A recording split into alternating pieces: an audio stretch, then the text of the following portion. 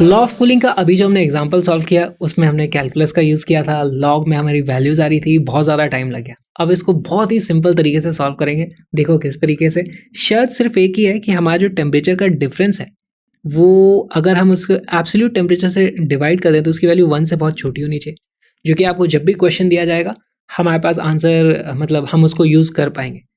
तो अगर हम रियल लाइफ में देखें हमारे रूम टेम्परेचर पे अगर डेल्टा टी की वैल्यू अप्रॉक्सीमेटली 30 डिग्री से छोटी है तो इसका मतलब हम इस मेथड को यूज़ कर सकते हैं। हमें समझना पड़ेगा कि यहाँ पर हो क्या रहा है। देखो हमारे पास एक सराउंडिंग का टेम्परेचर होता है टी एस। यहाँ पर इस तरीके से अब एक ग्राफ बनाएंगे। हमारे पास इनिशियली टेम्परेचर था कितना, 50 डिग्री सेल्सियस। यहाँ पर अब 50 डिग्री सेल्सियस पर जब ये ठंडा होकर के आएगा तो कहाँ आना चाहता है, ये आना चाहता है सराउंडिंग पर। तो अभी इसकी रेट ऑफ कूलिंग इसी टेम्परेचर डिफरेंस पर, ये जो इतना ज़्यादा टेम्परेचर डिफरेंस है उसी पे डिपेंड करती है। धीरे धीरे इसका टेम्परेचर कम होगा तो फिर वो रेट ऑफ चेंज अब इस लेंथ पे डिपेंड करेगी, तो वो लेंथ बार बार चेंज हो रही है, इसीलिए कैलकुलस का यूज़ आ जाता है। लेकिन हम चाहते हैं हम कैलकुलस का यूज़ ना करें। तो हमें क्वेश्चन में दिया क्या गया है, थोड़ी देर बाद इसका टेम्परेचर हो गया था 40 डिग्री सेल्सियस। अब रेट ऑफ कूलिंग कभी इस टेम्परेचर डिफरेंस के बराबर थी, कभी इस टेम्परेचर डिफरेंस के बराबर थी। हमने बोला एक काम करो, यहाँ पर एक एवरेज ले लो, इस तरीके से बीच में कहीं इस तरीके से, ओके। और इस पूरे कूलिंग के पीरियड में आप रेट ऑफ चेंज को मान लो कि वो इस मीन टेम्परेचर डिफरेंस, इसको हमने क्या बोला, मीन टेम्परेचर डिफरेंस के प्रोपोर्शनल थी। यहाँ से इस तरीके से कोई मुझे बता सकता है ये टी मीन की वैल्यू क्या है, मीन टेम्परेचर इसको मैं बोलूंगा तो 40 और 50 के बीचों बीच है, तो वो वाली वैल्यू हो जाती है 45 डिग्री सेल्सियस। क्या कोई मुझे बता सकता है कि डेल्टा टी मीन उसकी वैल्यू कितनी है? वो हो जाएगी T mean minus T S, है ना, उसकी वैल्यू हो जाएगी T mean minus T S, जिसकी वैल्यू कितनी आ जाती है यहाँ पर 45 माइनस टी एस की वैल्यू है हमारे पास 20 डिग्री सेल्सियस, उसकी वैल्यू आ जाती है 45 minus 20 which is equal to 25 degree Celsius. तो हमारे पास यहाँ पर कुछ रेट अब हम निकाल सकते हैं। और एक चीज़ समझो, 50 डिग्री सेल्सियस से 40 आने में और 40 से 30 आने में जो एनर्जी का लॉस हुआ होगा वो तो सेम होगा। क्यों होगा? क्योंकि एम एस डेल्टा टी 1 और एम एस डेल्टा टी 2 दोनों सेम है, क्योंकि डेल्टा टी 1 और डेल्टा टी 2 दोनों बराबर है, राइट। तो यहाँ से हमारे पास कुछ एनर्जी निकली है Q1, यहाँ से हमारे पास कुछ एनर्जी निकली है Q2, तभी तो टेम्परेचर कम हो गया है, ओके। तो सबसे पहली बात तो Q1 is equal to Q2, क्योंकि delta T1 is equal to delta T2, ये चीज़ हमें समझनी पड़ेगी। क्या कोई मुझे बता सकता है Q1 कितना है, यहाँ से कितनी एनर्जी निकली है? हमने मान लिया था कि यहाँ से जो रेट, जिस रेट से एनर्जी निकल रही थी, अब वो एक कांस्टेंट वैल्यू है इस टेम्परेचर डिफरेंस के हिसाब से। तो वो रेट कितनी है, वो है पहली बात तो कुछ प्रोपोर्शनैलिटी कांस्टेंट K लगा दो यहाँ पर, और जो मीन टेम्परेचर डिफरेंस है ना, K into delta T mean लगा दो, मीन मल्टीप्लाइड बाय उस रेट से एनर्जी निकल रही थी कितनी देर तक, T समय तक, और इसकी वैल्यू बराबर होगी Q2 के। Q2 क्या है? Q2 में भी हमारे पास सेम चीज़ होगी, वही प्रोपोर्शनैलिटी कांस्टेंट होगा, और उसका एक डेल्टा टी मीन उसका खुद का होगा, ये सेकंड केस में, ये था हमारे पास फर्स्ट केस में, मल्टीप्लाइड बाय यहाँ पर जो टी था ये हो जाएगा हमारा T2, इसको मैं T1 बोल देता हूँ, उसको T2 बोल देता हूँ। यही हमारा न्यूटन्स लॉ ऑफ कूलिंग को सॉल्व करने का तरीका। देखो प्रोपोर्शनैलिटी कांस्टेंट के इस तरीके से हमारा कट जाता है। Delta T mean first case में वो हमने निकाल लिया था, वो था 25 डिग्री सेल्सियस, तो हो जाएगा 25 मल्टीप्लाइड बाय T1 की वैल्यू है 10 minutes is going to be equal to, हमारे पास डेल्टा टी मीन सेकंड वाला है क्या, देखो सेकंड वाला निकालते हैं, 40 से फिर हम आए थे 30 डिग्री सेल्सियस पे, इन दोनों के बीच की वैल्यू थी 35 डिग्री सेल्सियस, और ये वाली जो वैल्यू हो जाती है वो हो जाती है 35 माइनस 20 यानी कि 15 डिग्री सेल्सियस, तो ये हो जाएगा 15 degree Celsius multiplied by T2, और यहाँ से हमें पता चल जाता है T2 is equal to 25/15 times 10 minutes, यानी कि ये कितना आ जाता है 5/3 into 10 which is approximately equal to 16.67 minutes. हमने जब कैलकुलस का यूज किया था पिछले वाले केस में, तब हमारा आंसर कितना आया था, किसी को याद है? विद कैलकुलस हमारा जो आंसर आया था वो आया था 17.04 मिनट्स। हमने कितना सारा टाइम बचा लिया। अप्रॉक्सीमेशन वो भी था, अप्रॉक्सीमेशन ये भी है, और एरर उतना ज़्यादा नहीं है, इसलिए हम न्यूटन्स लॉ ऑफ कूलिंग के जितने भी एग्जांपल्स हैं उसको इस अप्रोच के साथ सॉल्व करते हैं। अब देखो इसमें कितने तरीके के क्वेश्चन बन सकते हैं। पहली चीज़, हमारे पास यहाँ से सेम अमाउंट ऑफ टाइम में कितना टेम्परेचर चेंज होता है वो पूछा जा सकता है, या फिर same amount of temperature change के लिए अलग अलग टाइम लगेगा वो पूछा जा सकता है, या फिर ये पूछा जाएगा कि यहाँ से इतने टाइम में इतना चेंज हुआ, इतने टाइम में इतना चेंज हुआ, बताओ सराउंडिंग का टेम्परेचर कितना है। तो हमसे कोई भी चीज़ पूछी जा सकती है। यहाँ पर लिमिटेड तरह के ही सवाल बनते हैं। अब एक क्वेश्चन सॉल्व करते हैं।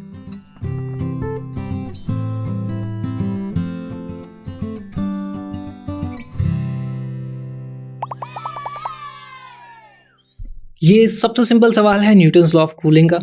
A beaker full of hot water is kept in a room if it cools from 80 degrees Celsius to 75 in T1 and 75 to 70 in T2 and 70 to 65 in T3 minutes. Then video को pause करो, question को solve करो।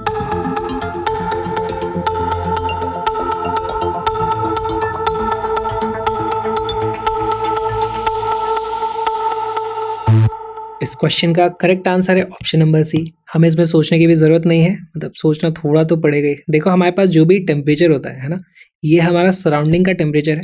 अगर हमारी object surrounding से ज़्यादा गर्म होती है तो हमारे पास टेम्परेचर इस तरीके से सराउंडिंग के टेम्परेचर को अप्रोच करता है।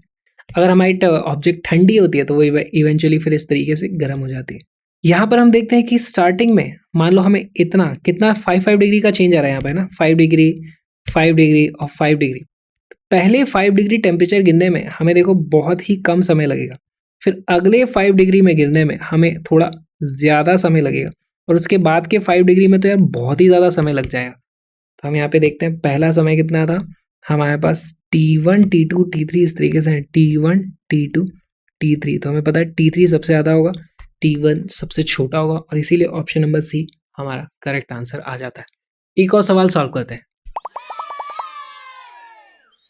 हमारे पास एक बॉडी है, उसका टेम्परेचर है इनिशियली 50 डिग्री सेल्सियस, फिर उसके बाद 10 मिनट्स में हमारे पास उसका टेम्परेचर हो जाता है 40 डिग्री सेल्सियस, और उसके बाद फिर कुछ देर बाद उसका टेम्परेचर कुछ हो जाएगा। यहाँ पर फिर से उसको 10 मिनट्स के लिए हमने रोक दिया है, तो यहाँ पर इसका कुछ टेम्परेचर आ जाता है, और यहाँ पर हमारे पास सराउंडिंग का टेम्परेचर है 20 डिग्री सेल्सियस।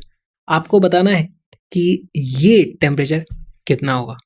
पहली बात तो समझो, हमारे पास सराउंडिंग 20 पे है, हम इस तरफ ठंडे होते हुए आ रहे हैं। अगर हमारे पास इस तरीके से जो ग्राफ होता है तो हम देखते हैं कि सराउंडिंग का टेम्परेचर है T सराउंडिंग, पहले हम थे 50 डिग्री सेल्सियस पे, इवेंचुअली हमारा कुछ इस तरीके से ग्राफ आना है। तो पहले 10 मिनट में ज़्यादा टेम्परेचर का ड्रॉप होता है, अगले 10 मिनट में टेम्परेचर का ड्रॉप कम होगा। 50 से 40 आ गए, 40 से हम 30 नहीं पहुंच पाएंगे, हम उससे पहले ही कहीं हमारा टेम्परेचर रुक जाएगा, 32 33 34 कुछ भी हो सकता है। ऑप्शन देख के अगर आप यहीं पे एलिमिनेट कर पाओ तो बहुत अच्छा है, इसलिए मैंने क्वेश्चन में ऑप्शन नहीं दिया है इस बार। वीडियो को पॉज करो, न्यूटन्स लॉ ऑफ कूलिंग वाले अप्रॉक्सीमेशन का यूज़ करते हुए आपको बताना है कि यहाँ पर फाइनल टेम्परेचर कितना होने वाला है 10 मिनट के बाद। वीडियो को पॉज करो, क्वेश्चन सॉल्व करो।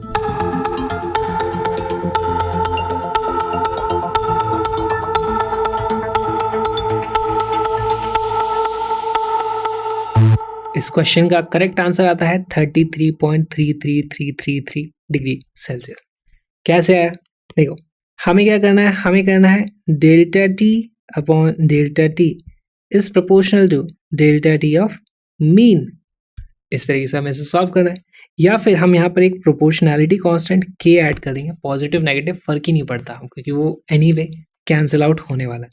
सबसे पहले हम क्वेश्चन को समझने के लिए इस तरीके से ग्राफ बना लेंगे। सराउंडिंग का टेम्परेचर है 20 डिग्री सेल्सियस, पहले हम थे 50 डिग्री सेल्सियस पे, फिर हम आए 40 डिग्री सेल्सियस पे, और उसके बाद हम आ जाएंगे T डिग्री सेल्सियस पे, जो हमें पता करना है। यहाँ पर हमारे पास एक मीन टेम्परेचर रहा होगा जिसकी वैल्यू है 45 डिग्री सेल्सियस, और इन दोनों के बीच का जो डिफरेंस है ना, delta T mean for first case, उसकी वैल्यू कितनी आ जाती है, हो जाएगा 45 माइनस 20 यानी कि 25 डिग्री सेल्सियस। सिमिलरली मैं यहां पर पता कर सकता हूं एक और हमारे पास मीन टेम्परेचर होगा इन दोनों के बीच में।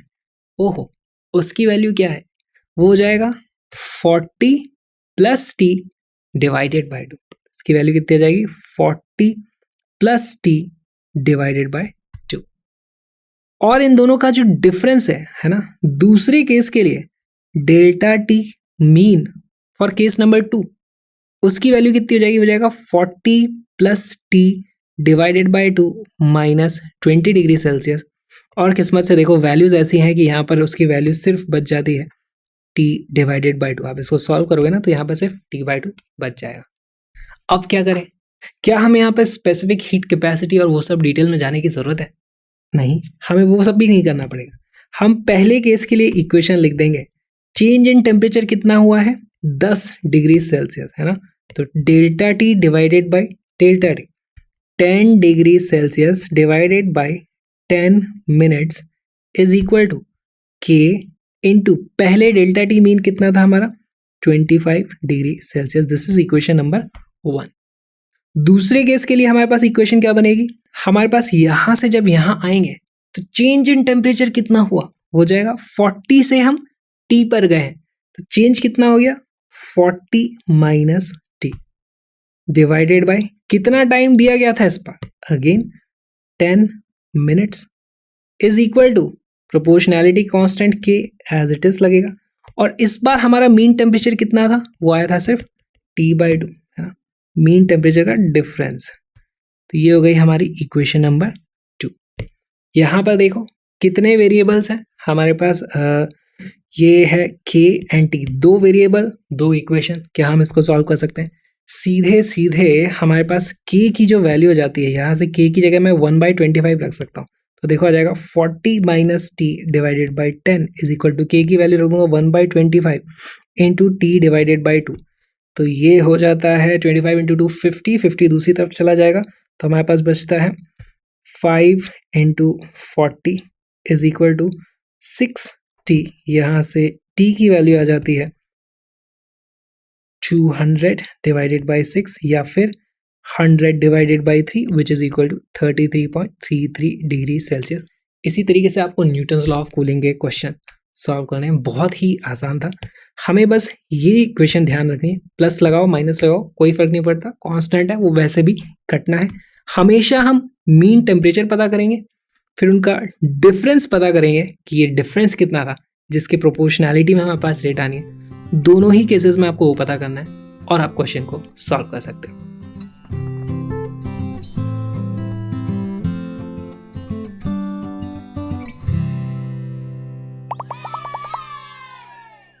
न्यूटन्स लॉ ऑफ कूलिंग का लास्ट क्वेश्चन, वीडियो को पॉज करो, क्वेश्चन को सॉल्व करो।